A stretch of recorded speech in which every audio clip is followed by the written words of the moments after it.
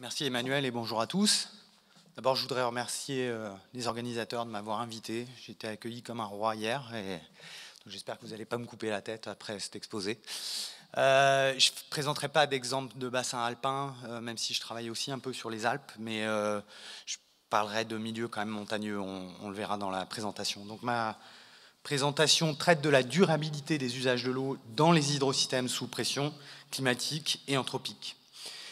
Donc bon, ces cartes, vous les connaissez déjà, les exposés précédents le montrent, on s'attend à une augmentation des températures, qui est déjà présente d'ailleurs partout dans le globe, plus ou moins importante en fonction des scénarios d'émissions de gaz à effet de serre, qui devrait s'accompagner aussi d'une modification du régime des précipitations, beaucoup plus incertaine. Comme on le voit sur la carte de droite, les modèles climatiques divergent sur beaucoup de zones dans le monde, même si 80% d'entre eux convergent sur un signe de diminution, notamment dans les latitudes méditerranéennes, donc qui concernent le bassin méditerranéen en France, en Afrique du Nord, mais également en Afrique du Sud, en Australie du Sud, et puis sur la façade ouest du Chili. Donc plus de température, c'est plus d'évapotranspiration, peut-être moins de précipitations aussi dans le même temps, donc une risque de diminution de la disponibilité en eau. En même temps que sous ces changements climatiques, on risque d'avoir une demande en eau qui va augmenter, et qui va d'autant plus augmenter que, évidemment, la population mondiale croît, donc les activités socio-économiques également, et donc plus de demandes, peut-être moins d'eau, et donc des risques importants sur certaines régions du monde. Donc la question qui nous intéresse, c'est les besoins en eau pourront-ils être satisfaits dans le futur? Et si ce n'est pas possible, est-ce que des mesures d'adaptation sont envisageables pour tenter de satisfaire cette demande? Alors répondre à cette question, c'est très compliqué. Évidemment, vous le savez, le gros de la demande en eau concerne la demande en eau agricole. L'irrigation représente 70% de l'eau utilisée pour les activités humaines et 40% de la production alimentaire mondiale. Dans le futur, on l'a vu, les changements climatiques pourraient affecter le volume et les cycles des événements hydrologiques et également des besoins en eau. Et on a un manque de projection quantitative pour envisager des adaptations aux changements possibles. Alors dès lors, comment les sciences de l'eau peuvent répondre à ce type de questions pour venir notamment en appui aux décisions sur les territoires? C'est ce qu'on essaye de faire, notamment à travers des approches de modélisation qui visent à simuler les interactions complexes entre variabilité hydroclimatique, écoulement et usage de l'eau, dans un principe de parcimonie où finalement la complexité qu'on va être capable de représenter résulte d'un compromis délicat entre les objectifs de modélisation et les données disponibles, tout en représentant l'incertitude aussi de modélisation et dans des gammes, si possible, un peu réduites. Donc ça, c'est un peu compliqué. Donc pour ça, moi, je privilégie des approches conceptuelles, des approches simples, qui peuvent s'adapter sur des grands territoires et sur des longues périodes de temps, sur des approches aussi interdisciplinaires qui mélangent en fait donc différentes disciplines, mais pas en pluridisciplinarité, pas en pluridisciplinarité, mais en intégration vraiment des processus, où on cherche à représenter les processus physiques et humains qui nous semblent les plus importants pour influencer les dynamiques hydrologiques. Et ça va dépendre évidemment des zones d'études. Alors ce qu'on essaie de faire, le principe, c'est d'établir une modélisation intégrée à l'échelle de gestion, modélisation qui a plusieurs objectifs. Donc représenter les interactions entre usage et ressources en eau au sein d'hydrosystèmes, donc en tenant en compte des dynamiques dans l'espace et dans le temps, des variables physiques et socio-économiques, pour évaluer la vulnérabilité de ces hydrosystèmes face aux évolutions climatiques et anthropiques à travers des indicateurs liés aux objectifs de planification. Donc on a un gros défi aussi sur comment on représente ça sous forme d'indicateurs. Et au final, essayer d'analyser l'impact d'un large spectre de futurs possibles sur la vulnérabilité et tester l'efficacité de stratégies d'adaptation. Donc vous avez le schéma ici qui représente un hydrosystème. L'idée, c'est d'avoir une approche multimodèle, multiscénario. Alors multimodèle hydrologique, peut-être multimodèle de demande en eau, multiscénario, on l'a vu sur les scénarios climatiques, mais ça peut être aussi sur des scénarios anthropiques, de sorte de représenter aussi l'incertitude des trajectoires possibles dans le futur. Et en travaillant sur un système qui est maintenant un hydrosystème qui est évidemment très anthropisé, très perturbé, avec des prélèvements, des perturbations par les ouvrages hydrauliques, et travailler aussi sur des indicateurs. Alors en lien avec ce type de modélisation, il y a plein de défis scientifiques compliqués. Je ne peux pas les lister tous ici, j'ai choisi de vous en présenter 3 aujourd'hui, et j'essaierai de les rendre un peu plus concrets à travers des exemples ensuite. Donc le premier défi, pour moi, il consiste à évaluer les incertitudes liées aux projections hydrologiques. Alors on l'a vu dans les exposés précédents, on a des incertitudes liées à la modélisation climatique. On peut utiliser différents scénarios d'émissions de gaz à effet de serre, différentes représentations de modélisation climatique, différentes techniques de désagrégation pour avoir une simulation climatique à l'échelle plus locale. Et donc tout ça, ça amène à un spectre d'incertitudes, mais on a également beaucoup d'incertitudes concernant la modélisation hydrologique. On a de l'incertitude en conditions stationnaires, c'est-à-dire en conditions climatiques un peu standardisées, qui ne bougent pas trop, qui est liée tout simplement à une représentation hyper schématique finalement des processus, et donc une inadéquation en fait, des structures de modèles qui sont trop simplifiées pour représenter un système trop complexe. Et puis se rajoute à ça le problème de non-stationnarité, à la fois climatique et anthropique. On a des hydrosystèmes où ça bouge dans l'espace et dans le temps, et donc on a un problème de transférabilité des paramètres de modèles dans d'autres conditions, et y compris pour des conditions futures qu'on n'a jamais connues. Et donc ça, c'est un vrai défi d'être capable de caractériser cette incertitude, de la quantifier et d'essayer de la réduire. Un deuxième défi que je vois par rapport à ces questions, c'est représenter l'allocation dynamique de l'eau, ou comment simuler les dynamiques de stockage-restitution des grands ouvrages hydrauliques dans un contexte multi-usage. Donc c'est une question très complexe s'il en est. Pourquoi ? Parce que ce type de simulation dépend d'entrées très diverses. On a les écoulements naturels en amont de ce type d'ouvrage, mais on a également un fonctionnement de ces ouvrages qui dépend de choses en aval, comme une demande énergétique, une demande pour l'eau potable ou une demande pour l'irrigation, un soutien d'étiage, etc., qui dépendent à la fois des conditions climatiques, mais aussi des conditions anthropiques et de l'évolution sur le territoire. Par ailleurs, pour bien simuler ces ouvrages, il faut être capable de prendre en compte des contraintes de gestion, des débits réservés, des maintiens de codes touristiques des retenues, pour, in fine, être capable de simuler en sortie la cote et les volumes des retenues et les débits en sortie d'ouvrage, comme on le voit sur le schéma qui suit. Donc un gros défi dans les hydrosystèmes. Troisième défi que j'ai choisi de vous présenter aujourd'hui, c'est le problème de la scénarisation de l'évolution des usages et des demandes en eau, ou comment appréhender l'évolution des usages de l'eau sous contraintes multiples, ce que j'appelle des scénarios prospectifs complexes, où il va s'agir d'établir un faisceau de scénarios territoriaux contrastés et cohérents en impliquant les acteurs locaux. Donc ça veut dire que les scientifiques doivent sortir aussi du monde académique pour co-construire ça avec les acteurs locaux. Des scénarios d'évolution territoriaux pour en déduire une demande en eau. Alors pour ça, on peut avoir accès à plusieurs choses.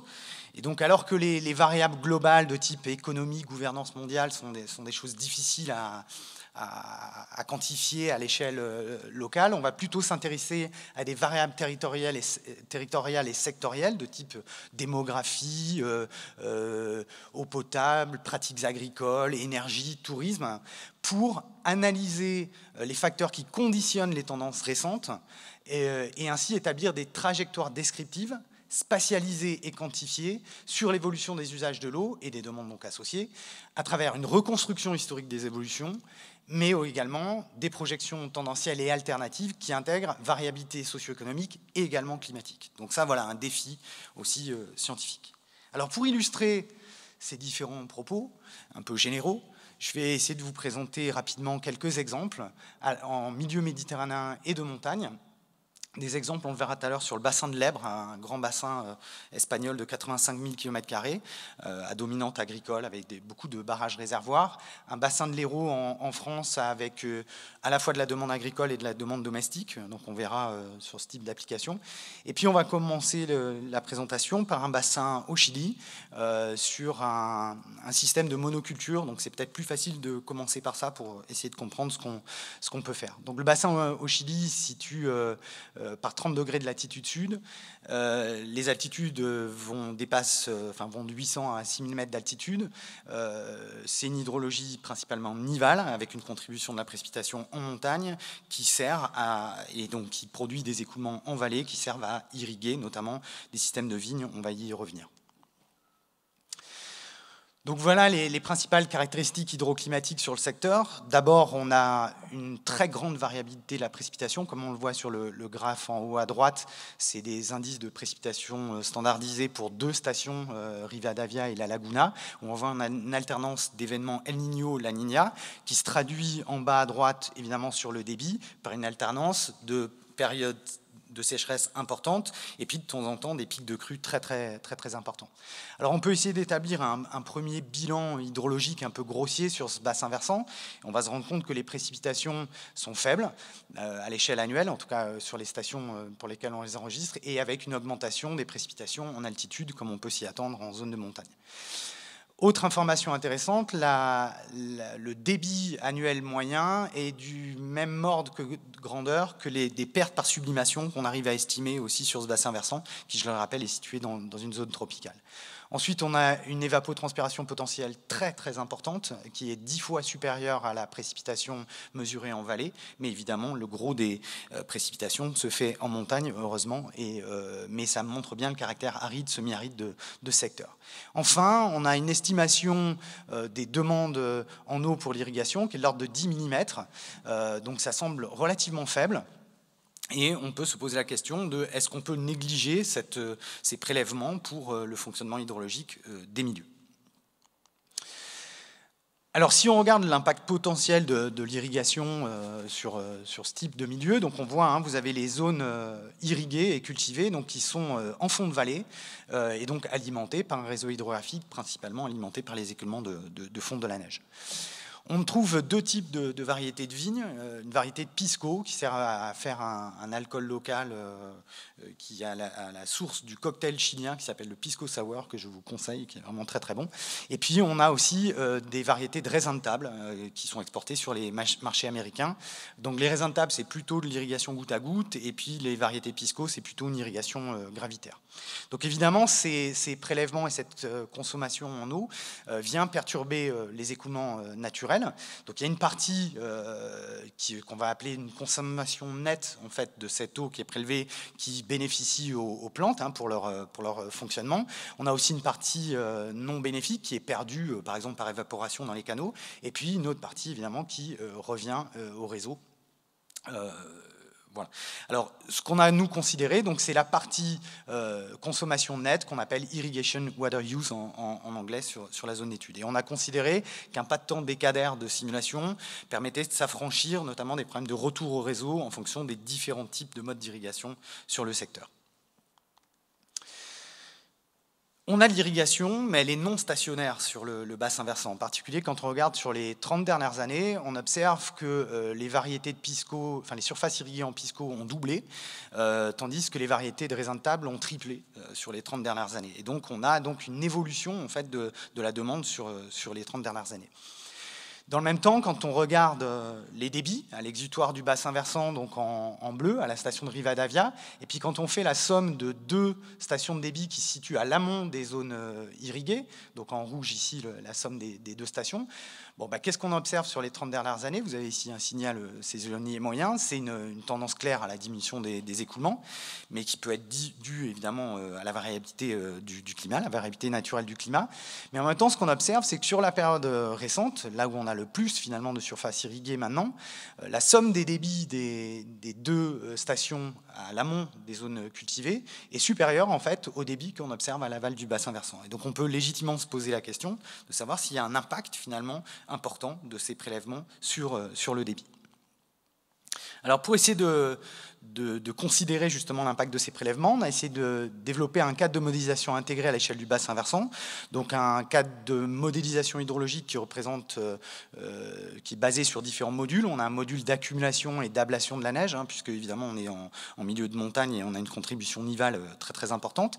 Ensuite un module de production et de transfert des écoulements à l'intérieur du bassin versant, qui nous permet donc de simuler les débits naturels à l'exutoire du bassin versant. Et puis pour connecter avec les prélèvements, on a développé un module d'irrigation basé donc sur l'évolution des surfaces irriguées et qui lui-même connecté à un bilan hydrique simple du sol, basé en particulier sur les précipitations, l'évapotranspiration maximale et donc l'irrigation d'appoint qui est nécessaire pour satisfaire le besoin de la plante en fonction de différentes variétés. Et donc c'est pour ça qu'on a connecté aussi un modèle, des modèles phénologiques différents en fonction des variétés, qui sont basés notamment sur des coefficients de culture à différentes périodes de l'année pour estimer le besoin en eau de ces variétés de vignes.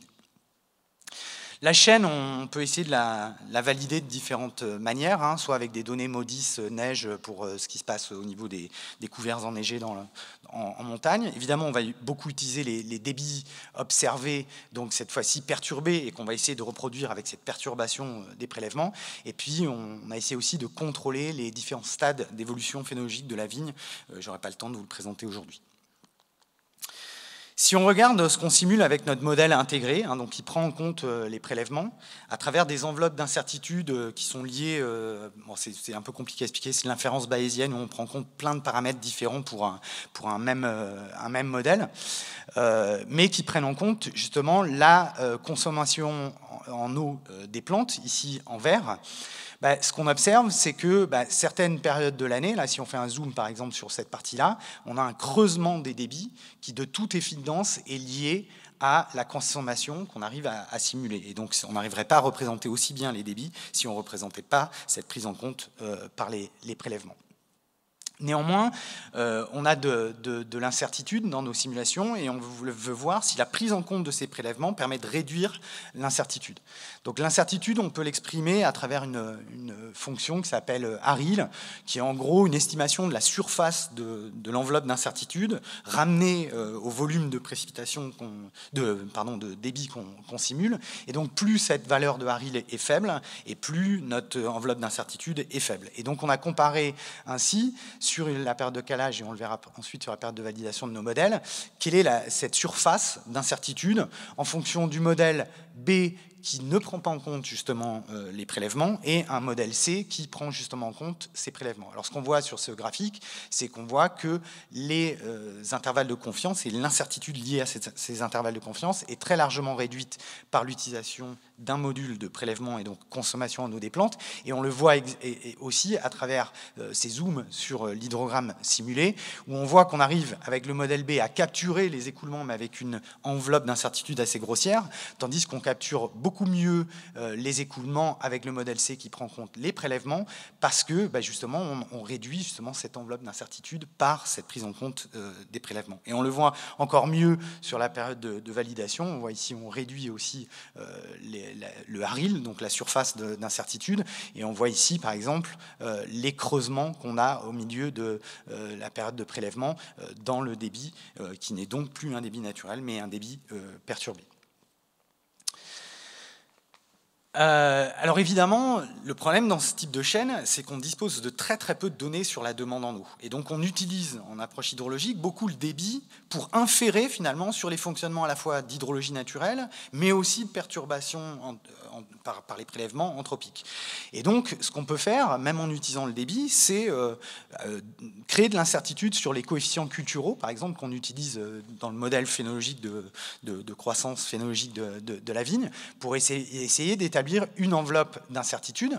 Et donc l'idée, c'est, si on essaie de représenter toute l'incertitude qu'on est capable de représenter, c'est de se dire, quand il n'y a pas de chevauchement entre l'enveloppe d'incertitude du débit naturel en bleu et l'enveloppe d'incertitude de l'estimation de la consommation en eau, et finalement, on n'a pas de problème pour satisfaire la demande en eau. Par contre, comme c'est le cas pour l'année 2000, on peut avoir des chevauchements et donc un risque de pénurie d'eau, de restriction d'eau. Et c'est comme ça qu'on peut commencer à travailler sur des indicateurs de satisfaction. Mais évidemment, on voudrait pouvoir construire notre modèle d'incertitude sur la demande en eau, notamment viticole ici, en utilisant des mesures plus précises. Mais évidemment, c'est pas possible parce qu'on n'a pas ces mesures et c'est un gros frein pour ce type d'application. Alors juste pour finir sur cet exemple sur le Chili, évidemment ce type de chaîne qu'on développe, on peut l'utiliser en prospectif en jouant par exemple sur des forçages. On peut jouer alors soit en intégrant des scénarios prospectifs climatiques de l'IPCC, comme on a pu le voir sur les présentations précédentes, soit tout simplement en faisant évoluer par exemple les températures. Ici on a des anomalies de température en négatif, donc on ferait baisser les températures, ou en augmentation. C'est plutôt à ça qu'on s'attend évidemment sur ces secteurs-là. Et quel peut être l'impact de l'augmentation de ces températures, à la fois sur les processus d'accumulation, d'ablation de la neige, qui ne manqueront pas, comme on l'a vu sur la première présentation, d'impacter finalement les écoulements, mais également sur la demande en eau, où on voit qu'on a une modification des différentes étapes phénologiques, par exemple de dormance, de floraison ou de maturation, des différentes variétés de vignes. Flem seedless, c'est pour le raisin de table, et puis Moscatel rosada, c'est pour le pisco. Et donc, une modification des coefficients culturaux dans le futur, et donc un décalage entre la demande et la disponibilité en eau. Alors, pour illustrer ça de manière un peu plus concrète, on va passer maintenant sur des approches encore plus intégrées, sur, je ne sais pas si j'ai le temps, j'espère que je ne déborde pas trop, sur le bassin de l'Hérault et le bassin de l'Ebre. Donc, comme je le disais, le bassin de l'Ebre, c'est un hydrosystème assez emblématique de gestion, 85 000 km², à dominante agricole, plus de 80% ou 90% de la demande est pour une demande d'irrigation agricole, pour la demande en eau. Et donc, on a un système de plus de 200 barrages réservoirs, principalement situés sur la rive est de la rive nord, pardon, de l'Ebre, et qui permet de collecter notamment les eaux de fonte de la chaîne pyrénéenne. Sur l'Hérault, on a un système un peu différent. La majeure partie des usages se font en moyenne basse vallée de l'Hérault, avec à la fois quelques secteurs irrigués de vignes, puis de la céréale, et puis aussi pas mal de prélèvements en eau potable pour des zones sur le bassin, mais aussi pour transférer de l'eau vers les communes de l'ouest montpelliérain qui sont hors bassin, pour notamment assurer l'eau potable toute l'année et également pendant la saison touristique. Donc la difficulté quand on veut représenter les équilibres ressources-demande, c'est d'établir finalement une représentation des nœuds de disponibilité en eau et de demande en eau. On voit ici deux exemples. Sur l'Hérault, on a défini ça avec des portions de bassins parce qu'on a des mesures de débit à l'exutoire des différents bassins et que cette configuration nous convient également pour les différents usages de l'eau, pour isoler différents secteurs à dominante, soit agricole, soit domestique. Par contre, pour l'Ebre, c'est beaucoup plus compliqué. On a plusieurs secteurs irrigués principaux qui sont alimentés par différents barrages, des fois par des systèmes de coordination de barrages. Donc représenter ça, c'est une réflexion à l'origine pour essayer de fournir qu'est-ce qui est disponible à tel endroit, qu'est-ce qui est perturbé et qu'est-ce qui va être pouvoir satisfait par rapport à une demande dans les différents secteurs. La chaîne qu'on a développée, elle repose d'abord sur des modules d'estimation de la demande en eau, donc demande en eau domestique qu'on a appelée municipale. Autre demande, c'est les demandes énergétiques, industrielles, qui sont pas négligeables, mais disons très secondaires. Et puis la demande agricole, les irrigation water demand, qui sont ici. Alors certaines de ces demandes, on les a estimé à travers à la fois des drivers climatiques et des drivers anthropiques, et puis ça c'est le cas par exemple de l'agriculture, des demandes agricoles, et puis pour d'autres on les a basés essentiellement sur des drivers anthropiques. C'est le cas par exemple de la demande domestique où on travaille sur des demandes unitaires fois la population et sa dynamique dans l'espace et dans le temps. On connecte ça à des modules hydrologiques, comme on l'a vu un petit peu précédemment, où on va estimer les débits naturels avec des modules niveau hydrologique en amont des barrages réservoirs. On a des modules de barrages réservoirs que je n'ai pas le temps de vous présenter aujourd'hui, mais qui représentent les capacités de stockage, de restitution dans le temps de ces ouvrages, et qui sont drivés notamment par des demandes en aval, en particulier sur l'Ebre, par des demandes d'irrigation. Et donc, ce qui fait qu'on arrive à simuler des débits en sortie de barrage, qu'on connecte. Alors, je vais un peu vite là, oui, on peut travailler bien sûr sur des indicateurs de satisfaction même à l'amont des barrages, mais on le verra aussi à l'aval des barrages. Et donc à l'aval des barrages, on récupère un débit perturbé avec une restitution finalement, et puis on reconnecte avec un débit naturel sur la portion aval, et on itère ainsi jusqu'à l'aval du bassin versant. Donc toute la difficulté, c'est de prendre en compte la part consommée à travers un ordre de priorité dans les demandes en eau. Évidemment, la demande domestique est prioritaire, et donc tant que la demande domestique n'est pas satisfaite jusqu'à l'aval du bassin versant, on n'autorise pas la demande agricole à être satisfaite. Donc c'est aussi toute la difficulté de regarder le territoire de l'amont vers l'aval. et puis de prendre en compte, d'estimer ce qui revient au réseau à travers l'efficience hydraulique, par exemple. Alors pour l'estimation de la demande en eau, on a essayé de schématiser ça comme ça, c'est un petit peu compliqué parce qu'il faudrait plusieurs slides pour l'exprimer. Mais vous voyez par exemple ici pour la demande domestique à gauche et la demande agricole à droite, en fonction du bassin de l'Hérault ou de l'Èbre, en fonction des données qu'on a pu obtenir, soit de recensement de population, soit de données locales sur la demande unitaire, soit fournies par les administrations locales, soit les agences de bassin, on a pu représenter ces différents drivers de manière plus ou moins dynamique dans l'espace ou dans le temps. L'idée étant de reconstituer dans l'espace et dans le temps sur les 40 dernières années l'évolution de cette demande en eau. Mais évidemment, c'est une simplification et je ne peux pas rentrer dans le détail de tous les ajustements qu'on a dû faire en fonction des zones d'études sur lesquelles on était. Idem pour la demande en eau agricole, donc qui est basée sur, pareil, des coefficients culturaux, soit issus de la littérature ou de la FAO, soit fournis directement par les agences de bassin, c'est le cas sur l'Èbre, et qui dépendent également, cette demande en eau agricole, des conditions climatiques, de précipitation, d'évapotranspiration, donc ça on a une variabilité spatio-temporelle, évidemment sur les 40 dernières années, et des surfaces irriguées et de leur évolution. Voilà. Et on a travaillé aussi sur l'efficience hydraulique en fonction des chiffres grossiers que nous ont communiqués les gestionnaires de bassins pour essayer de reconstruire cette demande en eau d'irrigation. Voilà ici une synthèse de l'estimation de la demande en eau. Donc en bleu, c'est la part domestique, en vert, c'est la part agricole, en orange, c'est la part industrielle et énergétique, et en gris, c'est la part transfert hors bassin. Donc on voit tout de suite, par exemple, sur le bassin de l'Hérault, qu'il y a une grosse part d'un prélèvement qui se fait ici, qui est transféré hors du bassin pour de l'eau potable, alors qu'à contrario, sur l'Èbre, il y a quelques transferts aussi, mais c'est essentiellement une demande agricole en vert qui domine sur le bassin versant. Autre chose intéressante, c'est l'évolution dans le temps en fait, de la demande en eau. Ici, vous avez la demande en eau sur l'Hérault totale en noir, et puis ici en noir sur l'Èbre. On voit que cette demande en eau, elle est variable dans le temps, notamment à cause de la demande en eau agricole qui va dépendre des conditions climatiques, mais elle dépend aussi de la variabilité des conditions socio-économiques et donc notamment de l'augmentation de la population, mais aussi de peut-être l'amélioration de l'efficience hydraulique et donc une forme de plus grande économie d'eau, et donc elle évolue dans le temps. Elle est évidemment très saisonnière, on le voit ici, on a un pic donc, qui est à la fois lié à la demande agricole qui se fait principalement l'été, mais également qui peut aussi être expliqué sur le bassin de l'Hérault par une demande touristique en eau potable qui vient multiplier la population pendant les périodes de juin, juillet et août. Alors, ce qui est intéressant, c'est d'essayer de valider la chaîne de modélisation. Je ne peux pas présenter tout, mais puisqu'on a des débits à l'exutoire qui sont modifiés par ces prélèvements, ces stockages, ces restitutions, notamment de barrages, est-ce qu'on est capable, avec une telle chaîne qui prend en compte justement tous ces aspects, de représenter les débits à l'exutoire du bassin versant? Et on voit que sur les périodes de calage et validation des modèles, c'est quand même plutôt le cas, et en particulier sur le bassin de l'Èbre, c'était quand même une gageure, vu le nombre de barrages réservoirs qui viennent perturber ça, et on arrive à peu près caractériser ces évolutions. Alors si on regarde sur les 40 dernières années, on a donc une augmentation de la demande en eau très importante, avec ici une estimation de l'évolution de la consommation en eau sur les 40 dernières années sur l'Hérault et sur l'Èbre, et on a essayé d'essayer de voir, en simulant soit les écoulements naturels, soit les écoulements complètement perturbés avec les barrages réservoirs, les prélèvements, etc., quelle était la part de la pression anthropique sur les différents bassins versants.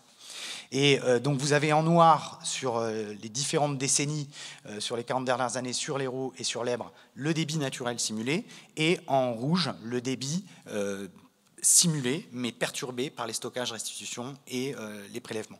Ce qu'on observe, c'est que sur le bassin de l'Hérault, cette part de perturbation est relativement faible, même si elle a eu tendance à augmenter. Elle représente aujourd'hui à peu près 2 à 3% des écoulements naturels.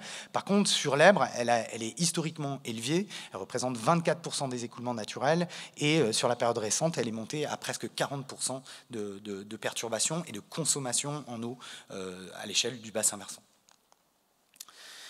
On peut travailler aussi sur les restrictions d'eau simulées sur les 40 dernières années, donc je passe vite. L'idée, c'est de mettre en lien pour les différentes nœuds de disponibilité de demande justement des taux de satisfaction et d'essayer de voir quels bassins ont eu des taux de satisfaction importants, ont connu des périodes de restriction d'eau, et est-ce que ça correspond à des périodes d'arrêtés préfectoraux en particulier. Et puis, parce que j'ai prévu trop de choses, donc je vais aller très très vite. Donc on a travaillé évidemment sur l'impact du changement climatique, donc à travers des scénarios de changement climatique sous différentes contraintes de température, de précipitation, de l'IPCC, hein, ça vous avez déjà vu. On a combiné tout ça, des scénarios d'évolution des usages de l'eau tendanciels, avec les scénarios tendanciels climatiques, les scénarios tendanciels d'usage de l'eau sur le climat du passé, sur le climat du futur. On a essayé de faire tourner ça dans différents tests pour essayer de voir comment pourrait évoluer la satisfaction. Donc j'ai pas le temps de rentrer dans le détail de ces indicateurs compliqués, mais on l'a fait pour différents nœuds de demande sur les différents bassins. On a également introduit des demandes environnementales, des débits réservés en priorité numéro 1, puisque c'était aussi des attentes des gestionnaires. Et puis on a travaillé sur des indicateurs de fréquence et d'intensité de satisfaction à l'échelle décadaire, annuelle, etc. Donc on a essayé de proposer des indicateurs qui n'existent pas. Il y a aussi tout un pan de recherche là-dessus pour essayer de représenter. Alors vous avez ça, c'est des diagrammes en fait où quand le point est central, il n'y a aucun problème de satisfaction. Et puis quand le radar chart est complètement en pentagone autour de la zone, c'est qu'on a une insatisfaction totale. Voilà. Et puis après, on peut jouer sur des scénarios climatiques avec une incertitude, et voire même sur des scénarios alternatifs où on regarde si on peut espérer réduire les problèmes de restriction d'eau sur les bassins versants. Voilà, j'en ai terminé, je m'arrête.